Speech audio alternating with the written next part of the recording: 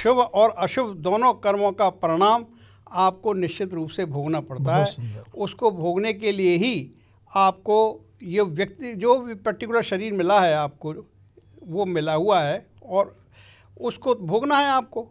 कि भाई जैसे कर्म फल से कोई नहीं बच सकता, कोई नहीं। तो अब क्या है कि प्रारब्ध को हम ऐसे समझ सकते हैं ओपनिंग बैलेंस हो गया, लेकिन करंट विड्रॉल और डिपॉजिट हमारे जो करंट कर्म्स हैं उसके हिसाब से उस बैलेंस को इफेक्टेड किया जा सकता है। हाँ, किया जा सकता है। तो बिल्कुल। तो उसी बैलेंस पे हम ये आते हैं कि वो जो व्यक्ति जन्म से भी अपराधी नहीं है और ये कर्म फल भी है, तो अब उस केस में एक बात ही उसको कैसे करना चाहिए जिससे कि वो कम से कम अपराध प्रवृत्ति से बचे। अपराध प्रवृत्ति से बचने के लिए सबसे पहले संस्कार नहीं बिगड़ना चाहिए। जितने अपराध हो रहे हैं वो कामनाओं की पूर्ति के लिए तो हो रहे हैं। एक स्टेज तो होगी भाई कि यहाँ पर बस दैट्स ऑल। इसका मतलब ये है कि व्यक्ति को ये आवश्यक हो गया स्वयं ही स्वयं को खोजे कि वो किस दिशा में जा रहा है।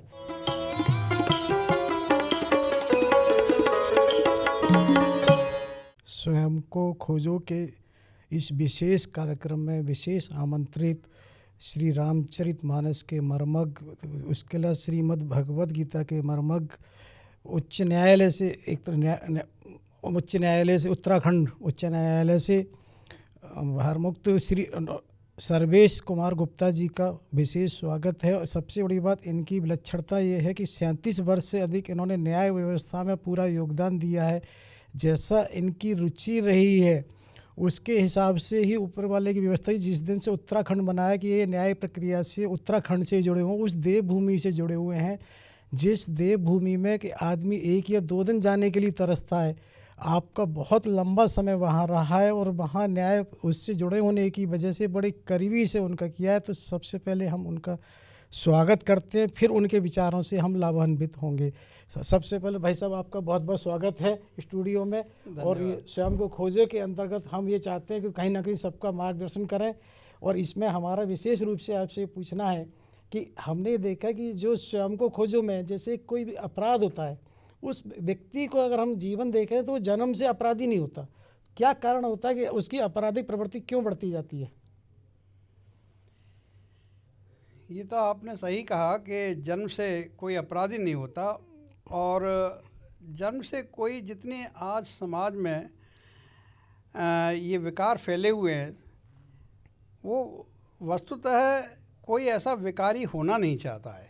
उसकी मूल स्वभाव में विकार नहीं है, लेकिन कुछ सामाजिक परिस्थितियां वश और कुछ प्रारब्ध वश जो लेकर के आता है जी जो जिस शरीर में जन्म लेता है उसको भोगने के लिए आता है। ये तो अपना सनातन धर्म का चिंतन मानता है कि कोई भी मनुष्य शरीर धारण करता है या अन्य किसी शरीर में धारण करता है, चाहे बड़े वो पशु का शरीर हो या पक्षी का शरीर हो या पेड़ पौधों का भी शरीर हो, वो अपने प्रारब्ध में से, यानी जो उसको भोगने के लिए दे दिया जाता है कि जाओ ये शरीर इज़ द फिटेस्ट इंस्ट्रूमेंट जिसमें कि आप अपने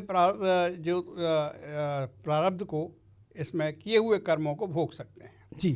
क्योंकि कर्मों से देखिए कोई नहीं बच सकता है जी। इसीलिए कहा है कि कर्म प्रधान विश्व कर राखा और जो जस करहि सो तस फल चाखा।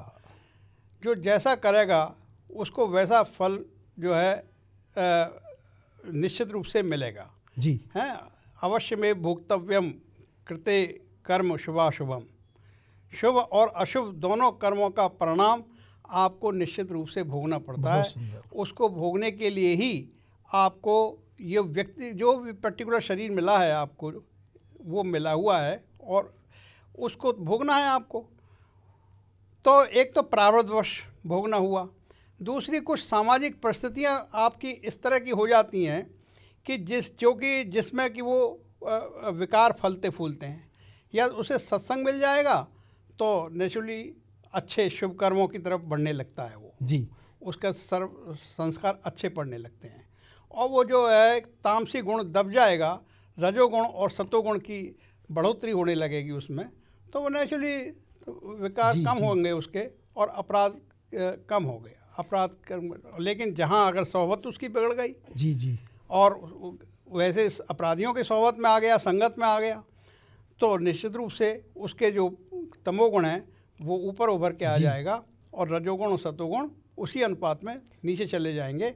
तो प्रारब्ध से लेकर के आया, फिर वो उसको भोगेगा। जी, तो इससे दो चीज़ निकल के आती है कि प्रारब्ध, और जैसा अभी आपने श्लोक भी सुनाया कि भाई जैसे कर्म फल से कोई नहीं बच सकता, कोई नहीं। तो अब क्या है कि प्रारब्ध को हम ऐसे समझ सकते हैं ओपनिंग बैलेंस हो गया, लेकिन करंट विड्रॉल और डिपॉजिट हमारे जो करंट कर्म्स हैं उसके हिसाब से उस बैलेंस को इफेक्टेड किया जा सकता है। हाँ, किया जा सकता है, तो बिल्कुल। तो उसी बैलेंस पे हम ये आते हैं कि वो जो व्यक्ति जन्म से भी अपराधी नहीं है और ये कर्मफल भी है, तो अब उस केस में एक बात है कि उसको कैसे करना चाहिए जिससे कि वो कम से कम अपराध प्रवृत्ति से बचे।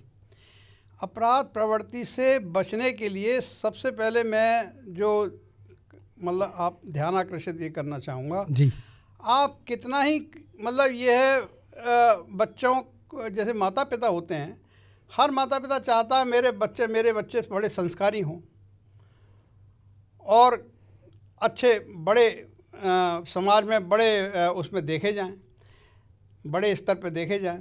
तो वो तो ठीक है, बड़े स्तर पे देखे जाएं, लेकिन बड़े स्तर पे देखे जाएं अथवा ना देखे जाएं, लेकिन सबसे पहले संस्कार नहीं बिगड़ना चाहिए। बहुत सुंदर है। जैसे कि आप अभी देखें, मैं अभी कहाँ देख रहा था, ये रेवेंड ग्रुप के जो सिंघानिया साहब के जो अभी मृत्यु हुई थी, मोर देन 80-85 हाँ, में अभी शरीर छोड़ा है। हाँ, जी जी। तो अब वो अरबपति थे, काफी बीच में अखबारों में और समाचारों में रहा था। हेलीकॉप्टर और अपने स्पेशल प्लेन में चलते थे, लेकिन जो अंतिम वक्त पर किराए के घर में जी जी जी, मतलब रहना हुआ। तो ऐसे पुत्रों से भी मतलब उनको तो कोई लाभ नहीं हुआ, उन्होंने बढ़ा तो दिया। अब उन्होंने ये नहीं देखा कि भाई हम जो ऐसा नहीं कि सारी बातें अब देखें, हम यूँ उनका शरीर छूट गया, कुछ नहीं कहना चाहते हैं, लेकिन जो है कि अब ऐसे बड़े आदमी होने से भी मैं समझता हूँ क्या लाभ अर्जित हुआ। थोड़ा वैसे इसमें एक चीज़ आ रही है निकल के, क्योंकि एक चीज़ हम ये देखते हैं कि वर्तमान परिप्रेक्ष्य में और पहले परिप्रेक्ष्य में क्या हुआ कि संस्कार जो अभी आपने कहा कि बहुत होने चाहिए, इसमें एक अंतर ये आ गया है कि संस्कार होने चाहिए पहले था, अब ये होना चाहिए बड़ा आदमी की परिभाषा पैसे से या किसी पद से माना जाता है, जबकि पैसा एक ऐसी चीज़ है किसी खेत में तो पैदा होगा नहीं, पैसा सिर्फ कन्वर्जन है। देखिए, पैसा मैं मानता हूँ केवल ये तो आपको धारणा निश्चित रूप से बदलनी पड़ेगी कि केवल पैसे आप धनाढ्य बहुत व्यक्ति हो जाएं आप, तो आप बहुत बड़े समाज में हो जाएंगे। देखिए, हम दिल्ली में पिछले 8 वर्षों से रह रहे हैं और 8 वर्ष हमारे इर्द गिर्द जो है बहुत बड़े बड़े पैसे वाले धनाढ्य लोग ही रहते हैं और जिन पर सब बड़ी बड़ी गाड़ियाँ हैं, है ना। तो लेकिन जो है कि अंदर खाने हम दो चारों को तो हम जानते हैं, इतने दुखी हैं, वो इतने दुखी हैं जिसके दुख का कोई पारावार नहीं है। तो इसी चीज़ को तो उद्देश्य है कि धन से हमें कोई सुख और शांति नहीं मिल सकती है। और इवन आप बड़े बड़े राजनीतिक नेताओं को भी ले सकते हैं, आप जो बड़े बड़े ओहदे पे पहुंच गए। इवन जो है जैसे आप अगर न्यायपालिका की बात करें तो बड़े बड़े न्यायाधीश भी हमने बहुत देखे हैं। तो लेकिन ऐसा नहीं है कि हर न्यायाधीश जो बड़े ओहदे पे पहुंच गए और उनके सामने बहुत बड़े बड़े लोग जो है मतलब मिल तो कर सकना कोई आसान, बहुत अपवाद ही है कोई न्यायाधीश से मिले हुए। हाई कोर्ट के जज साहब से और सुप्रीम कोर्ट के जज साहब से मैं ये नहीं कह सकता, बिल्कुल ही असंभव नहीं है, संभव है, लेकिन बहुत अपवाद के रूप में ही है जो मिल जाएगा उनसे, लेकिन जो मिल नहीं सकते हैं। लेकिन वैसे न्यायाधीश भी और बड़े बड़े बंगलों में 20-20 बीघों के बंगलों में रहते हुए भी और बड़ी गाड़ियां भी खड़ी हैं, 10-10 सेवक भी लगे हुए हैं, तब भी कोई ऐसा नहीं है, बड़े सुख से प्राप्त हैं। एक सुप्रीम कोर्ट के जज साहब किस साहब में लगे, मेरे साथ भी बेंच में बैठते थे हाई कोर्ट में, तो वो बोले बड़े खुश हुए, भाई सर्वेश जी आओ अब तुम आए हो, हमने ये मंगाया तुम्हारे लिए खाने, वो ये है। लेकिन ये अगर बिल्कुल भैया यहाँ तो हमारी जो है नींद हम 3 घंटे भी सो नहीं पाते हैं। फिर उन्होंने मुझे ऑफिस दिखाया और बड़े धार्मिक व्यक्ति और वैसे व्यक्तिगत जीवन में वो मतलब जो है, मैं यहाँ सार्वजनिक मंच है चूँकि इसलिए नहीं कहना चाहिए, ऐसा तो नहीं है कि बहुत ज़्यादा खुशियाँ उनके साथ में भी तमाम बातें हुई, तो केवल पद प्राप्त करने से या बहुत बड़े धनाढ्य स्थिति प्राप्त करने के लिए से ये जो है कभी आदमी सुखी नहीं हो सकता है, क्योंकि कामनाएं जो है निरंतर जब तक शांत नहीं करेंगे आप जी जी, जो भगवत गीता में भी कहा कामना से ही क्रोध उत्पन्न होता है। और हाँ, वो अलग श्लोक है, वो श्लोक आप कहें तो मैं बड़ा रेलेवेंट भी है इस समय। जी बताइए। वो है कि ध्यायते विषयान पुंसः संगस्तेषु पजायते संगात संजायते कामः कामाद क्रोधो अभिजायते। इसका अर्थ ये है कि इंद्रिय विषयों का ध्यान करने ध्यान से करते हैं, कि भाई मेरे आसक्ति। इंद्रिय विषय कैसे आसक्ति। कि भाई बड़ा एयर कंडीशनड कमरा हो, आसक्ति। बड़ा मुझ पर जो 50 लाख रुपए वाली गाड़ी हो, ये सब जिससे मैं सुख से अपना एक शान से मतलब जो दिखाते हुए जी चल सकूं, और या मुझे बहुत बड़ा बंगला हो, ये सब इंद्रिय जी, सुख के विषय हैं। इस आसक्ति होनी है, आसक्ति से कामना होगी, कामना के बिगड़ कामना पड़ने में से अगर कोई विघ्न डालेगा तो क्रोध होगा, तो क्रोध उत्पन्न होता और है, क्रोध से और हो क्रोध से क्रोधात मूर्ता। भवत सम्मोहा, क्रोध मूर्ता। से अज्ञान की उत्पत्ति होती है, जी और क्रोधात भवत सम्मोहा, सम्मोहात स्मृति विभ्रमा, स्मृति में भ्रम हो जाएगा, स्मृति भ्रंश हो जाती है, हाँ जी। और स्मृति भ्रंश भ्रंशात होने से बुद्धिनाशो बुद्धि नाश। बुद्धिनाशात प्रणश्यति। देखिए तो हम यही तो कह रहे हैं, बुद्धि हजारों नाश हो जाती है, बुद्धि नाश होने से सर्वनाश हो जाता है व्यक्ति नहीं, हजारों साल पहले कितनी बढ़िया रिसर्च की हमारे यहाँ। का। बिल्कुल भाई श्रीमद् भागवत गीता, जिसको कि 5162 वर्ष पूर्व अभी भी हमारे यहाँ 25 दिसंबर 25 को 5162वीं जयंती मनाई गई, यानी उतने समय पहले ही रिसर्च कर दी गई कि किस तरह से बुद्धि का विकास और विनाश होता है। उन्होंने ये माना कि पहले जो हमारी कामना है, कामना आसक्ति अगर हो रही है तो उसके कामना हुई, कामना से क्रोध, तो क्रोध से अब उसी पे हमारे कि इस क्रोध के कारण आपकी बुद्धि का जो विनाश होगा, फिर आप अपराध जगत में जा सकते हैं। बिल्कुल जाएंगे अपराध जगत में। जितने अपराध हो रहे हैं वो कामनाओं की पूर्ति के लिए तो हो रहे हैं। जी, तो इसी भाई चीज़ कोई आदमी कम पैसे वाला वो कहता मैं लखपति बन जाऊँ, लखपति करोड़पति बन जाए। करोड़पति कहता है ये कुछ नहीं है, ये आजकल 2-4 करोड़ की कीमत नहीं है, तो अब 50-40 करोड़ तो होना चाहिए। इसका मतलब ये है कि अगर आदमी को अपराध जगत से बचना है तो पहले ये जानना पड़ेगा कि मैं किधर जा रहा हूँ। पहले ये बिन संतोष न काम न साई। जी बिना संतोष के जीवन में कामनाएं नष्ट नहीं हो सकती हैं। जी जी जीवन में संतोष लाना पड़ेगा। एक स्टेज तो होगी भाई कि भाई यहाँ पर बस दैट्स ऑल, भाई इतना मुझे चाहिए, इससे ज़्यादा नहीं चाहिए। वरना आप देखेंगे आप ऐसे बहुत परिवार हैं, और हम ऐसे परिवार हमारे बीच आसपास ही हैं, और हमारे परिवार में इस तरह के मालूम पड़ा 20 जोड़ी आपके मतलब फुटवियर्स पड़े हुए हैं, जी। लेकिन पहनने के लिए क्या है, एक दो ही तो पहनोगे, 2-4 पहनोगे। एक बार पैर में ऊपर वाले ने व्यवस्था ऐसी की 2 जोड़ी पहन ही नहीं सकते। या कपड़े अगर अलमीरा खोली आपने तो मालूम 4-6 कपड़े तो नीचे गिर पड़ते हैं।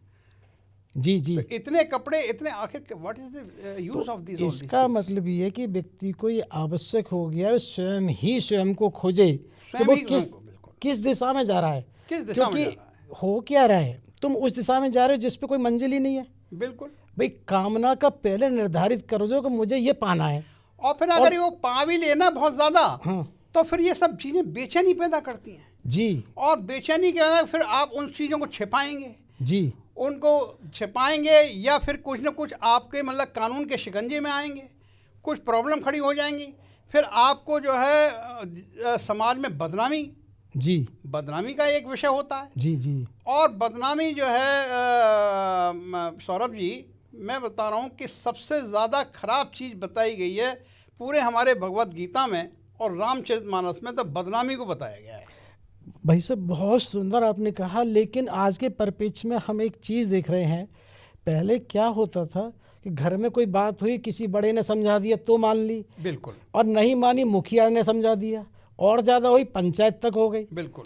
इससे ज़्यादा हुई तो थोड़ी बहुत किसी न्यायालय में चला गया। अब क्या देखने में आ रहा है, आदमी कहता है पैसे के बल पर सुप्रीम कोर्ट तक लड़ूंगा। अब वो अपनी इच्छाओं को दमन के लिए वो ये चाह रहा है कि नहीं मैं ही सही हूँ। पहले उसकी जो संस्कृति थी, अच्छा वही गलती हो गई, मान लो गलती, क्योंकि 100% ना तो कोई सही हो सकता मान लेते थे तुरंत जी, और बड़ों के सामने तो मान ही लेते थे, चुप नहीं भी है तो भी मान लेते थे, नहीं है तो भी मान लेते थे। अब लेकिन आज उल्टा हो रहा है तो भी नहीं मानने को तैयार है। वो एक बात कहता है कि सुप्रीम कोर्ट तक तो मैं चढ़ूंगा ही चढ़ूंगा। भाई तो सुप्रीम कोर्ट तक चढ़ तो जाएंगे, लेकिन वहाँ तक चढ़ने में परेशानी कितनी होगी आपको। रात की नींद भी आपकी चली जाएगी, दिन में आप भागते फिरेंगे, वकील साहब इंतज़ार करा देंगे, साहब बेंच पे बैठ के वहाँ बैठ जाइए आप, अभी वकील साहब 2 घंटे बाद मिलेंगे। फिर आप कोर्ट में गए, मालूम पड़ा कि आज डेट लग गई, आज तो नंबर ही नहीं आया सुनवाई का, फिर आप आइए रिजर्वेशन कराइए, फिर जाइए आइए, तो आपकी जो चैन की नींद आप सो सकते थे, मतलब आप पर्याप्त रूप से भोजन करने के बाद, वो और आपको चला गया। ऐसा होता है, बिल्कुल ठीक कह रहे हैं। उसको ये आवाज़ तो वहाँ पहुँच के होता है। शुरू में तो वो एक बात ये सोच रहा है कि फिलहाल मैंने कोई भी गलत काम किया, उसे छिपाने के लिए हाँ, सामदान दंड वो प्रयास कर रहा है, और ये मालूम है कि किसी न किसी तरह से तेरे को इसी जन्म में नहीं तो अगले जन्म में भोगना पड़ेगा। निश्चित रूप से भोगना। भोगने में अपराध में ऐसा नहीं कोई माफ़ कर दे ना, इसको माफ़ नहीं किया जा सकता। तो लेकिन इस बोध को उसको कराया कैसे जाए। जैसे मेरा ये किसी अपराध में इंटेंशन बहुत महत्वपूर्ण है। आज भी किसी कानून में अगर ये देखा जाता है हाँ हाँ कि ऑल ऑफ सडन कोई घटना घट गई तो वो दोषी नहीं है, और एक बहुत पहले से, तो उसके इंटेंशन को कैसे सुधारा जाए आशय को। इंटेंशन को सुधारने के लिए सौरभ जी, कुछ मेरा ये सोचना है कि अपने बच्चों में शुरू से ही देखिए, एक घर में, एक तो घर में धार्मिक माहौल जरूर रखे, भगवत गीता और रामचरितमानस के बारे में थोड़ा थोड़ा जानकारी मतलब जो है बच्चों को ज़रूर दे। और जो मैं अभी बदनामी वाली बात कर रहा था, इसके संदर्भ में मुझको बड़ा रेलेवेंट दोनों जगह से मुझे चीज़ याद आ रही है। रामचरितमानस का भी एक छोटा सा बात सुना देता हूँ और इस तरह से भगवत गीता का भी सुना देता हूँ। जी जी। जैसे भगवत गीता में इसका बदनामी के विषय में देखिए कितनी बड़ी बात कही है भगवान कृष्ण ने कि अकीर्ति चापि भूतानि कथिष्यन्ति ते अव्ययाम संभावितस्य चाकीर्ता मरणादति रिच्यते। इसका अर्थ ये है, देखिए अर्थ जब समझ में आता है तब आनंद आता है उसका। जी जी जी जी। कि हे अर्जुन, भाई तू क्षत्रिय है, क्षत्रिय है, और क्षत्रिय का धर्म यह है कि मतलब युद्ध में, धर्म के लिए जब युद्ध होता है तो पीठ नहीं दिखाएगा, चाहे बिल्कुल जान चली जाए उसकी। जी। तो अकीर्ति चापि भूतानि, अगर तो है कथिष्यन्ति ते अव्याम, अगर तू युद्ध से विरत होगा तो तुझे बड़ी अपकीर्ति मिलेगी। क्यों भाई, तू क्षत्रिय है। क्षत्रिय जो है युद्ध से विरत नहीं होता, पीठ नहीं दिखाता, उसमें मरता है। और संभावित से चाकीर्त मरणादित हैं। और जो अकीर्ति वो कैसी होगी, एक माननीय पुरुष के लिए कैसी होगी कि मरण से भी अधिक मंद होगी वो तो जी। यानी कि जब मृत्यु होती है तो शरीर कितना मंद हो जाता है जी, यानी सारी तेज शरीर का, चेहरे का सब समाप्त हो जाता है, और वो उससे भी ज्यादा अधिक मंद होगा जी, तेरी बदनामी जो तुझे ऐसी कर देगी जी। इसी प्रकार से अयोध्या कांड अगर आप देखेंगे रामचरितमानस का जी, तो लगभग 95वें दोहे के आसपास ही है ये चौपाई की, संभावित कहूँ अपजस लाहूं और मरण कोट दुख दारुण दाहूं जी। यानी भगवान राम ने सुमंत से कहा है, ये क्या कहा है कि हे तात, अगर मैं आपके कहने से अगर अयोध्या वापस चलूँगा तो मैं चलने को तो आप मेरे बड़े हैं, मैं आपको उत्तर नहीं दे सकता हूँ। अगर आप आज्ञा दे रहे हैं तो मैं आपको मना नहीं कर सकता। देखिए कितनी मर्यादा रखी है जी जी जी। लेकिन अगर संभावित कहूँ अपजस लाऊं, लेकिन मुझे बड़ा अपयश प्राप्त होगा। इसके अब लोग अयोध्यावासी क्या कहेंगे कि भाई देखिए वन के कष्टों को घबरा करके चले आए, सहा तो नहीं गया, 4 दिन में ही बहाना बना करके चले आए हैं, संबंध जिले ने पहुँचे और आप बहाना मिल गया, आप चलो भाई हैं। कि संभावित कहूँ अपजस लाऊं, मरण कोट दुख दारुण दाहू, और इतना दारुण मतलब तपाने वाला मुझको दुख होगा जो कि कोट करोड़ों बार मरे व्यक्ति और करोड़ों बार जन्म ले। जितना दुख उसमें होता है उतना दुख एक बार, उतना दुख मुझसे जो है अयोध्या वापस करके जो मेरी बदनामी होगी, उसको बदनामी को फेस करने में मुझे उतना दुख होगा जी। तो अगर आप फिर भी कहें कि तुम संतात बहुत का कहूँ, उतर देत फिर पातक लहूँ, मैं हेतात में आपसे मैं बहुत क्या कहूँ, क्योंकि आप मेरे पिता के ही समान हैं, पिता के मंत्री हैं तो पिता के समान हैं, तो मैं आपको उत्तर नहीं दे सकता पलट करके। ये नहीं कह सकता कि भाई तुमने कहा कि भाई राम अब तुम अयोध्या चलो, अब ठीक है भाई वन में आना हो ही गया, अब चलो वापस, लेकिन मैं आपको मना भी नहीं कर सकता हूँ। तो पलट का उत्तर देने का मतलब मना करना। अब आप विचार कर लो, अगर आप कहें कि नहीं अभी भी चलो, चाहे तुम मरो, इतना तुम्हें भले कष्ट सह लेना कि 1 करोड़ बार मरे और जन्मे व्यक्ति, जितना कष्ट होता है उससे ज़्यादा कष्ट भले ही सह लेना, लेकिन अयोध्या लौट के चलो, तो मैं चलता हूँ। बहुत सुंदर है, क्योंकि वो उन्होंने तो लेकिन आज ये व्यक्ति जो है क्या है कि बदनामी से बिल्कुल नहीं डरता है। आखिर क्यों? क्योंकि ये वैल्यूज नहीं है, वैल्यूज नहीं है ना, तो वैल्यूज नहीं है। वो वैल्यूज नर्चर कैसे होंगी जी जी, नर्चर होंगी अपने सनातन संस्कृति को, यदि आप जो है घर में वातावरण रहे, पालन रहे। भाई पहले क्या था, आज पहले हमारे पिताश्री थे या बाबा थे, तो मान लो बड़ा हमारे पिताजी को सामने मतलब इवन थप्पड़ भी मार दें तो कोई नहीं बोलने वाला नहीं था जी। और आज तो अपनी संतान, मैं समझता हूँ आज का वातावरण तो ऐसा है कि संतान से शायद आप डरते हैं, मुश्किल है कुछ भी नहीं कहना कि डरते हैं, उसके हिसाब से चलते हैं। संतान आपके हिसाब से नहीं चलती है, संतान के हिसाब से। संतान को आप एक नैतिक पाठ भी नहीं दे पाएंगे कि भाई ये नहीं ऐसा सुबह जल्दी जगा करो 4 बजे, कोई नहीं जगेगा। तो अब एक चीज़ इसमें आती है निकल के कि ये बराबर लगता है, तो इसमें हमें ये लगता है कि कोई भी अपराधी जन्म से नहीं होता, और ये भी हमें लगता है कि भाई कहीं ना कहीं इंटेंशन कहीं ना कहीं उसका शुरुआत होती है, कि भाई कोई बीज होता है जो और बाद में समय अंतराल में एक तरह से वृक्ष बनता है। हाँ बिल्कुल। तो एक चीज़ मन में आती है, क्या इसमें एक ये विचार हो सकता है, जैसे कई बार हम ये देखते हैं गवर्नमेंट रेवेन्यू कलेक्ट करने के लिए मोबाइल स्क्वाड अलग से बनाती है, कोई मोबाइल कोड टाइप की चीज़ सोची जाए जिससे कि छोटा छोटा अपराध जिस समय उसके दिमाग में आए उसे वहीं वीडियोग्राफी कर दंडित किया जाए, बहुत बड़ा दंड नहीं कि भाई दंड वटक टाइप। उसका कारण क्या है कि उसकी एक प्रवृत्ति ये ना विकसित हो, अरे कौन देख रहा, कुछ नहीं हो रहा, कैसे हो रहा है। असल में इतना इंफ्रास्ट्रक्चर नहीं है गवर्नमेंट के पास। सपोज जैसे भाई आज जो समाज में अपराध हो रहा है, अनदेखा ट्रैफिक रूल्स के सारे वायलेशंस हो मैं रहे हैं। यही कहने जा रहा था कि ट्रैफिक रूल से जैसे वायलेशन है, वो मोबाइल कोड वाला आया उसने इमीडिएट, अब ऐसा नहीं एक लंबी प्रक्रिया कोर्ट में ना कोई जा रहा, ना बात दायर हो रहा, ना कुछ हो रहा, जब उसे पता लगा कि मुझे इमीडिएट यहाँ कुछ पेनलाइज होगा तो शायद हो सकता है कुछ सुधार तो हो। भाई मतलब अब ये सरकार के पास क्या इतना इंफ्रास्ट्रक्चर हो पाएगा कि वो हर चौराहे पे एक मजिस्ट्रेट बैठा नहीं, दे? हर चौराहे पे नहीं होगा, उसमें एक संभावना ये सब कि जिस तरह से मोबाइल स्क्वाड मूविंग है, वो तो एक जिले में है, वो तो कहीं पहुंच सकता है, तो एक मन में रहता है कि वो आ सकता है कहीं भी, ये आवश्यक नहीं वो आए। लेकिन देखिए बड़े शहरों में शायद ये प्रावधान हो रहा है और काफ़ी जगह हो भी गया है कि जो टेक्निकल कैमरे से जोड़ दिए गए हैं जी ये जी अपराध जी जी जी हैं, तो समझो जो आपकी टेक्निकल प्रोसेस है वो तो झूठ नहीं बोलती है। जी जी जी सिपाही बेईमानी कर सकता है जी चौराहे पे खड़ा होकर, या मतलब उससे कंसिडरेशन लेकर के नाजायज़ कंसिडरेशन लेकर उसको जारी कर सकता है। कोर्ट्स में भी बेईमानी हो सकती हैं और जी होती हैं जी जी जी हैं, लेकिन यह है कि जो टेक्निकल प्रोसेस है वो बेईमानी नहीं करेगी। करेगा, राइट। लेकिन दूसरी बात ये भी इसलिए और आर्टिफिशियल इंटेलिजेंस का भी रोल अब न्यायपालिका में भी मतलब जी, शुरू हो रहा है। जी जी लेकिन फिर वही समस्या आएगी सौरभ जी कि हर चीज़ आर्टिफिशियल इंटेलिजेंस से और टेक्निकल कंप्यूटर से आप तय नहीं कर सकते हैं। जितना टेक्निकल कंप्यूटर है वो ह्यूमन माइंड का तो मुकाबला नहीं कर सकता, नहीं कर सकता, क्योंकि ये कंप्यूटर भी तो ह्यूमन माइंड ने ही बनाया है। बिल्कुल बनाया उसके अंदर भावनाएं तो इतनी नहीं हो सकती हैं, वो डिस्कशन कर ही नहीं सकता। वो डिस्कशन के भाई किसको कितना पनिशमेंट। अभी मैं कल अखबार में या आज ही के मैं पढ़ रहा था कि एक दिल्ली हाई कोर्ट का फैसला, जिसने शायद मतलब एक जज साहब ने या किसी और हाई कोर्ट का है, एक अपराध के लिए सभी लोगों को एक ही तरह का दंड दे दिया। तो अभी माननीय उच्चतम न्यायालय ने ये कहा कि नहीं भाई ये बात नहीं है, कि भाई सब ये देखना जाना चाहिए ना कि ये तो कौन व्यक्ति मैकेनिकल किस हो गया मेंटल ना, लेवल का है। मैकेनिकल हो गया, तो क्योंकि मैकेनिकल हो गया। सारे फैक्ट सेम हो ही नहीं सकती। हाँ, सारी सिचुएशन सेम नहीं हो सकती, सारी सिचुएशन सेम नहीं हो सकती, तो ऑब्वियसली रिजल्ट सेम कैसे हो जाएगा। हाँ, तो फिर हर एक की बेस्ट पृष्ठभूमि देखिए। जी। कोई माननीय पुरुष है बहुत, जी उसके लिए तो एडमोनिशन भी पर्याप्त होगा। एग्जैक्टली। अगर आप कोर्ट बुला करके ये कह दे भाई ये आपको खड़ी हो शोभा जाओ। नहीं देता, आप तो बड़े बड़े ऊंचे पद पर हैं, ये अच्छी बात नहीं थी, आप सफिशिएंट है, तो उसके लिए इसी में मरना हो जाता है। जी जी जी। और कोई बहुत क्रिमिनल एक्टिविटी वाला है, क्रिमिनल एक्टिविटी वाला उसे है, कोई फर्क नहीं पड़ेगा, उसको कोई फर्क नहीं पड़ा, नहीं एक भाई। कान से सुनकर दूसरे से निकाल देगा वो, और बल्कि वो तो यहाँ तक कहता जेल भी काट आएंगे, लेकिन हमको फिलहाल 10 करोड़ रुपए गबन हमने कर ली, अच्छी बात है। जी जी।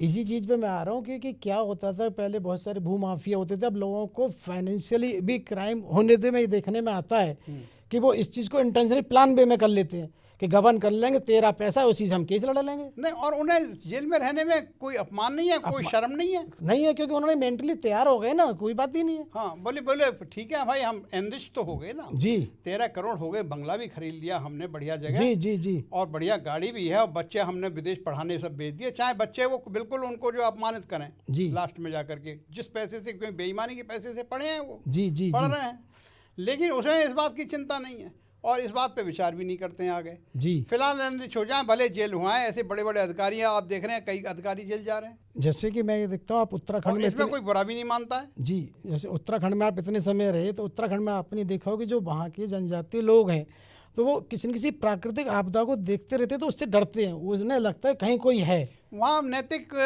जो मूल्य हैं वो अधिक हैं। हाँ, तो हम उसी पे आ रहे हैं, आखिर क्यों है? क्योंकि वो उन्होंने नैतिक मूल्यों को समझा है और देखा है करीब से। होता क्या है कि नैतिक मूल्य वहीं जिंदा रहेंगे जहाँ नैतिक मूल्य का मूल्य पता होगा। होता क्या है, नैतिक मूल्य का वहाँ क्षय हो रहा है जहाँ हमें लगता है कुछ नहीं होता, इससे सब ये बेकार की बात हो क्यों रहा है। ये पतन इसलिए हो रहा है कि हमने कहते इससे क्या फ़र्क पड़ा है, बाप के पैर नहीं छुए तो। लेकिन उन्हें ये नहीं पता कि जो इंसान की सोच है वो इस तरह की है, एक बार जो नीचे की दिशा में जाएगा वो अगले कदम से फिर आगे बढ़ता जाएगा। बिल्कुल बिल्कुल बढ़ता जाएगा। ऊपर वो चढ़े नहीं चढ़े, पर नीचे उतरने में देर नहीं लगेगी। ये तो मैंने देखा, मैं लगभग 18 वर्ष में पहाड़ पर रहा जी। तो 18 वर्ष का मतलब लगभग सारी पहाड़ को लगभग जी, जी। देखा, तो वहाँ जो है जैसे आपके ऑनेस्टी है या बड़ों की रेस्पेक्ट है या मतलब लेन देन व्यवहार में ईमानदारी है, ये मतलब तुलनात्मक रूप से बहुत अधिक है जी। वहाँ पर। क्योंकि मुझे क्या लगा वो एक दूसरे की सहायता करने की भावना है, ये वहाँ पे काफ़ी है। और लेकिन शायद मैं इसका रीज़न कुछ तो ये भी समझा कि भाई वहाँ पे इतनी संपन्नता नहीं है, देखिए बता रहा हूँ। और जहाँ मतलब आदमी एक दूसरे को इंटरडिपेंडेंस है वहाँ पर, एक दूसरे के ऊपर निर्भर हैं। तो जहाँ निर्भरता होगी वहाँ ये वैल्यूज़ कुछ ज़्यादा भी हैं। ये भी, और शायद मुझे लगता है वो प्राकृतिक आपदा को दिन प्रतिदिन महसूस करते हैं कि किसी कारण से होती है और एक दूसरे के सहयोग से आदमी जीवित रहता है। हाँ, एक दूसरे के सहयोग से जीवित क्योंकि रहता उसे एक चीज़ और एहसास है, ये प्राकृतिक आपदा ऊपर वाली कोई शक्ति है। हाँ। वो उसको करीब से और हम लोग जैसे जैसे शहरीकरण में आ जाते हैं, हमें लगता है कि हम सारे सुख साधन हमारे लिए महत्वपूर्ण है, बाकी कोई कुछ नहीं है। बाकी कोई कुछ नहीं। यहाँ आप दिल्ली में देखिएगा कि पड़ोसी पड़ोसी से मतलब नहीं रखता।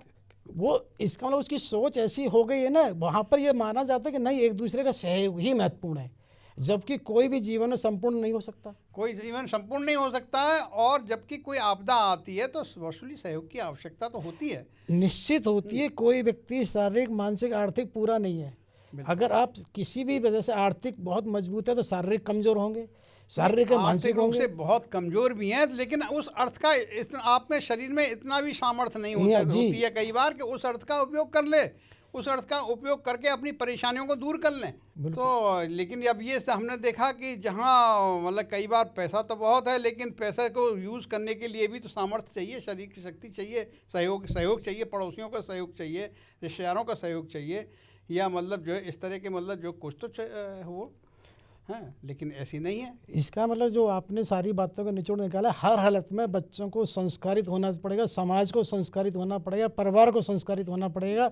सारी चीज़ों का जो निचोड़ है कि हर हालत में आप कितने भी पढ़ लिख जाए, कितने भी धनाढ्य हो जाए, कुछ भी हो ना हो, संस्कार सबसे महत्वपूर्ण है। सबसे ज़्यादा महत्वपूर्ण संस्कार हैं। और वो संस्कार तभी होंगे जब आपको लगे उसका महत्व है। हाँ, केवल जो है बहुत बड़ी बड़ी किताबें पढ़ने से जैसे हम लोग मतलब बहुत ज़्यादा उससे हल होने वाला नहीं है। आपने क्या यूरोप की हिस्ट्री पढ़ ली, कि इंग्लैंड की, अमेरिका की हिस्ट्री पढ़ ली, भाई हिस्ट्री ज़रूर पढ़ ली आपने इंग्लैंड यहाँ के, लेकिन मान लो बेसिक वैल्यूज़ आपके अंदर नर्चर नहीं हो पाई तो फिर आप जीवन में परेशानी रहेंगे। बहुत सुंदर। आज के परिपेक्ष में हम यही कहना चाहेंगे कि सभी श्रोताओं और सभी दर्शकों को कि भाई साहब के भी ये विशेष उनका है कि हर हालत में कुछ भी है या नहीं है, संस्कार सबसे मूल है। किसी भी अपराध को भी अगर जो आशय को सुधारना है तो भी हमें वो होना चाहिए, और वो आपका जो आशय सुधरेगा वो केवल किसी पुलिस या किसी न्याय प्रक्रिया या जेल कारावास से नहीं सुधरेगा, ये कहीं ना कहीं संस्कारों द्वारा सुधरेगा। हर हालत में हमें संस्कारों से मजबूत होना है, जिसकी वजह से ही हम मानसिक सुख शांति भी पा सकते हैं और सब तरह की समाज का भी उत्थान करेंगे। इसी के लिए साथ साथ सभी का भाई साहब बहुत बहुत आपका भी आभार, कोटि कोटि आपका धन्यवाद, सभी श्रोता और उनका भी आभार।